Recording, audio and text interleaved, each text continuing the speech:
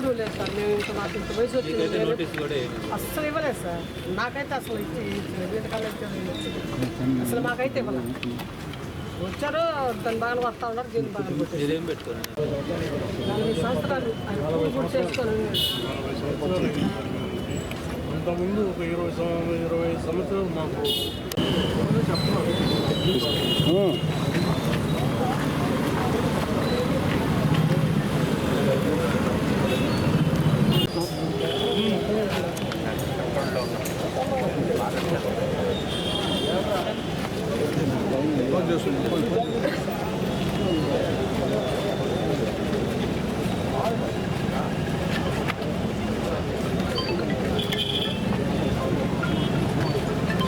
తప్పకుండా నేను చెప్తున్నాను, కోటరెడ్డి శ్రీనివాసరెడ్డి గారికి కానీ నారాయణ గారికి కానీ దీనికి ఇంతకింత మీరు అందరూ కూడా మరి చూడాల్సి వస్తుందని చెప్తా ఉన్నా.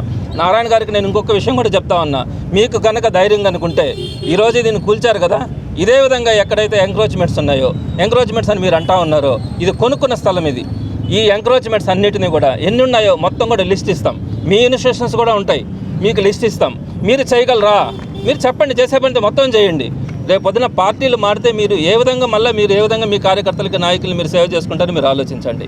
చాలా అధర్మమైన పద్ధతిలో మీరు వెళ్తా ఉన్నారు. శ్రీనివాసరెడ్డి గారికి కూడా హెచ్చరిస్తూ ఉన్నాను, మీరు చేస్తున్నటువంటి సంస్కృతి మంచిది కాదు. ఈ పద్ధతిని కనుక మీరు తీసుకొని వస్తే రేపు పొద్దున నెల్లూరులో తిరగాల్సిన నారాయణ గారు కాదు, నారాయణ గారు తప్పించుకుంటారు, ఎక్కడ హైదరాబాద్లోనే ఆడ కూర్చుంటారు. మీరు ఉండాల్సి వస్తుంది ఈ ప్రాంతంలో. మీ నాయకుల్ని మీ కార్యకర్తల్ని మీరు ఏ విధంగా కాపాడుకుంటారో కూడా మీరు ఆలోచించుకోవాల్సి వస్తుంది. చిన్నది ఆ పక్కన బంకు సుమారుగా ఒక అంకణం ఉంటుందేమో, ఆ అంకణంలో బంకు పెట్టుకుంటే ఆ బంకు పాపం మొన్ననే ఈ మధ్యలో 2 లక్షల రూపాయలు కట్టించుకొని నెలకు ఒక 3,000 రూపాయలు వస్తే 3 పూట్ల భోజనం చేయొచ్చు అని చెప్పి ఆ పెద్ద బాధపడతా ఉంది. అటువంటి బంకును కూడా కూల్చినారు. మీరు ఏ విధంగా ప్రజాస్వామ్యంలో రేపు ప్రజలకు ముందు మీరు తిరుగుతారో మీరు ఆలోచించుకోవాలా. ఇవన్నీ కూడా లెక్కలు కట్టడం జరుగుతుంది.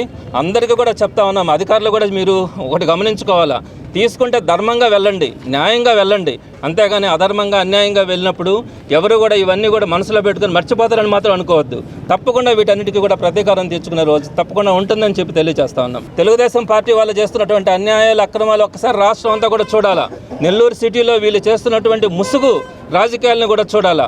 ఇవన్నీ కూడా ధర్మం కాదు. రాబోయే రోజుల్లో మీరు వీటన్నిటికీ కూడా మూల్యం చెల్లించుకోవాల్సి వస్తుందని నేను మరీ కూడా వాళ్ళందరికీ కూడా హెచ్చరిస్తూ ఉన్నాను. ఇది ధర్మం కాదు, పద్ధతి కాదు. కడుపు కొట్టద్దు, ప్రజల కడుపు కొట్టద్దు. మీ ఇష్టం వచ్చినట్టు మీరు అన్నిటినీ కూడా కొట్టేస్తే చూస్తా ఊరుకునేది లేదని కూడా మీకు తెలియజేస్తా ఉన్నాను.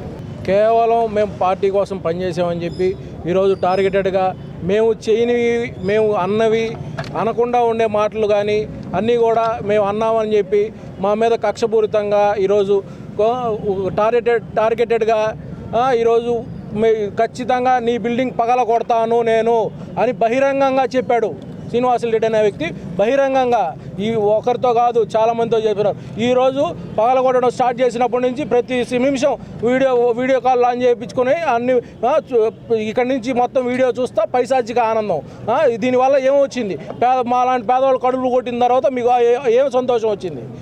ఎప్పుడు కూడా మీరు ఆ విధంగా చర్యలు తీసుకుంటే దాన్ని బట్టి మీరు అర్థం చేసుకోండి. నేను నెల రోజులు ఆయన తోటి తిరిగి నాతోటి తిప్పుకొని నా బండిలో కూర్చోబెట్టుకొని నేను పెట్రోల్ పోపించి నేను కౌన్సిలర్గా గెలిపించి సాయంకాలం ఇంటికి పంపించి నేను ఇంటికి వచ్చా.